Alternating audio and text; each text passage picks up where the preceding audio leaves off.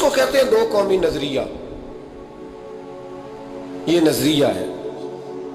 اسی کی بنیاد پر پاکستان بنا تھا کہ ہندو ایک الگ قوم ہے، مسلمان ایک الگ قوم ہے، ان کا اٹھنا بیٹھنا کھانا پینا ہم سے بالکل علیحدہ ہے اور ہمارا ان سے بالکل علیحدہ ہے. طرز زندگی، طرز معاشرت، معیشت کہیں ملتی نہیں ہندوؤں سے مسلمانوں.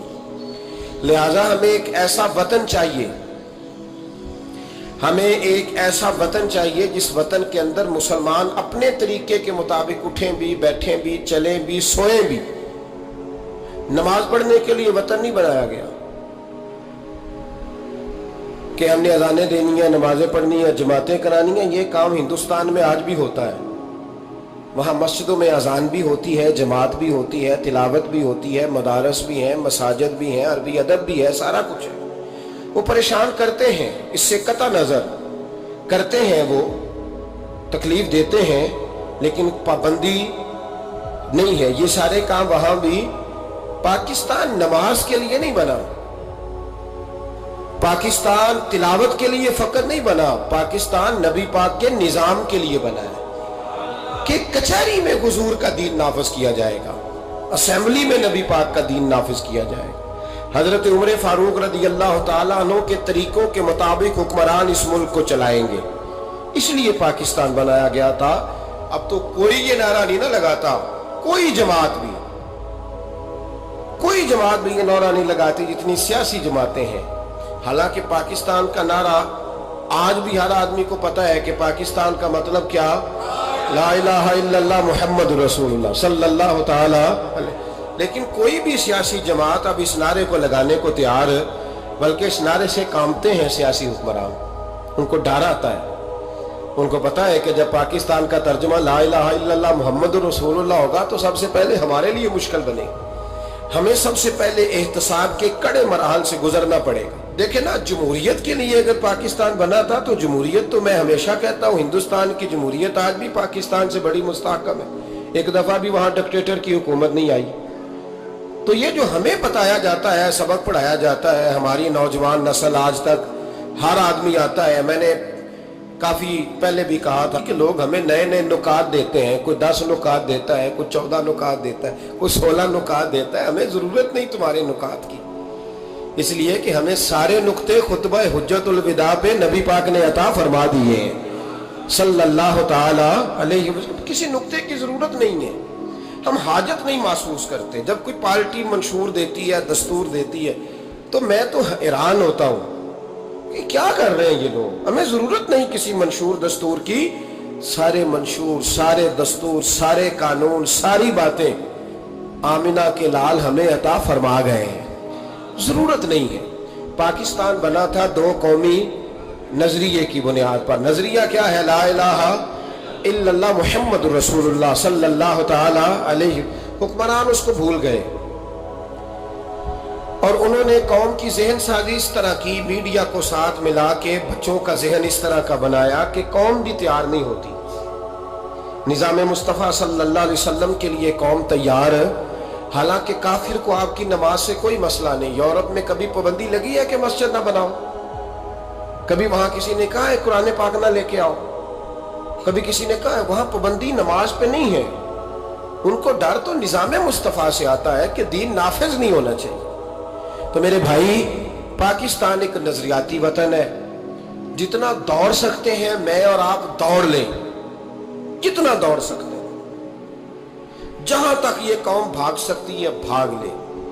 یہ اس چہرے کو اپنا لے یا اس چہرے کو اپنا لے یا اس کو آزما کے دیکھ لے. چونکہ اس وطن کی بنیاد کلمہ ہے تو یہاں سکون بھی اسی وقت آئے گا جب حکومت بھی کلمے والے رسول کی آئے گی صلی اللہ تعالی علیہ وسلم صلی اللہ تعالی. اور اسلام ہر جگہ یہ بتاتا ہے کہ ملک کس کے ہیں؟ اللہ کے. تو نظام کس کا ہونا چاہیے؟ اللہ کا، اللہ کے دین کا. دنیا کی سب سے بڑی ہجرت ہوئی تھی جب پاکستان بنا تھا. دنیا کی سب سے بڑی ہجرت. 10,000 عورتوں کی عزتیں لوٹی گئیں جب یہ وطن بنا. لاکھوں لوگوں نے جانوں کی قربانیاں دیں. ابھی 15-20 سال پہلے ہندوستان کا पंजाब का जो इलाका है उसको खोला गया तो एक कुएं से अभी भी हड्डियां मिली हैं जो सिखों ने काट कर मुसलमान कुएं पूरा भर दिया था। इस तकलीफ के साथ वतन बना, किस लिए? जमहूरियत के लिए, हुक्मरानों के लल्ले तलल्ले के लिए, इनकी बड़ी कारों जीपों और मर्सिडीज के लिए, इसलिए कि यहां रोज नया बिल आएगा, आज गवर्नर राज है तो आज फलां है तो आज फलां है। ये सारी हुकूमतें अगर वही कानून जो अंग्रेज का बना हुआ है और वही सारी दफात जो आपके यहाँ नाफज है वही हिंदुस्तान में नाफज है तो बताया जाए फिर वतन क्यों बनाया गया था? फिर क्या जरूरत थी? ये सारे काम तो वहां भी हो रहे हैं। इसलिए मेरे भाई वतन के नजरिए को समझे। वतन बना था ला इलाहा इल्लल्लाह मुहम्मद रसूलुल्लाह सल्लल्लाहु अलैहि वसल्लम। और इकबाल जो बानिए पाकिस्तान है, जो मुसव्वरे पाकिस्तान है, जो तस्वीर देने वाले हैं पाकिस्तान, उनसे किसी ने कहा था क्यों पाकिस्तान बनाना चाहते हो? हम जो एक मिल्लत जो है, हिंदुस्तानी एक मिल्लत है, कौम है, तो क्या जरूरत है? तो इकबाल कहने लगे अपनी मिल्लत पर कयास अक़वाम मगरिब से न कर, खास है तरकीब में कौम रसूल हाशमी। नबी पाक की कौम अपनी तरकीब के लिहाज से हर कौम ने खास है। दीन का निफाज चाहिए, दीन नाफिज होना चाहिए। नबी पाक एक स्टेट के सरबराह बने थे, मदीना मुनव्वरा में हुजूर ने निजाम बनाया। आज मैं एक नई बात आपसे करना चाह रहा हूं। रोना रोते जमाने बीत गए, अब आगे की तरफ देखना है। जो कौमें माजी की लकीर पीटती रहती हैं वो मायूस हो जाती हैं, उनके जज्बे टूट जाते हैं।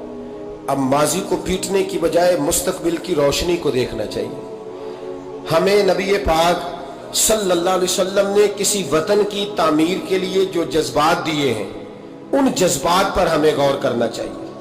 हुक्मरान तो जो कर रहे हैं वो तो कर ही रहे हैं और जो वो करेंगे वो भी सबको नजर आ रहा है और हमें समझ लग रही है कि आइंदा भी क्या होने जा रहा है, हमने क्या करना है। एक जुमला मैं कहने लगा हूं, अगर किसी को तकलीफ हो तो मुझे खुशी होगी। एक जुमला मैं कहने लगा हूं, अगर किसी को परेशानी होगी तो मुझे बड़ा ही अच्छा लगेगा। किसी बड़े आदमी को परेशानी होगी तो मुझे खुशी होगी। वो जुमला क्या है वो सुन लें। ये मुल्क हुक्मरानों का नहीं है, ये मुल्क अवाम का है। इसलिए कि हुक्मरानों के बच्चे तो यूरोप में रहते हैं, इनकी तो टिकटें बुक होती हैं। जब तक ये असेंबली में होते हैं, यहाँ होते हैं, और जब हुकूमतें ख़त्म होती हैं तो ये यहाँ मौजूद। इन सब के तो बाहर कारोबार है, रिहाइशें हैं, औलादे हैं। तो ये वतन किसका है? पाकिस्तान वतन किसका है? ये हमारा वतन है, ये हुक्मरानों का नहीं है। देखे ना, घर उसका है जिसने घर के अंदर रहना है, जिसने घर में रहना नहीं उसका वतन हमने रहना है, हमारी नस्लों ने रहना है। हमारे माँ बाप रहे, हम रह रहे हैं, हमारी आने वाली नस्लें रहेंगी, तो वतन फिर किसका हुआ? हमारा।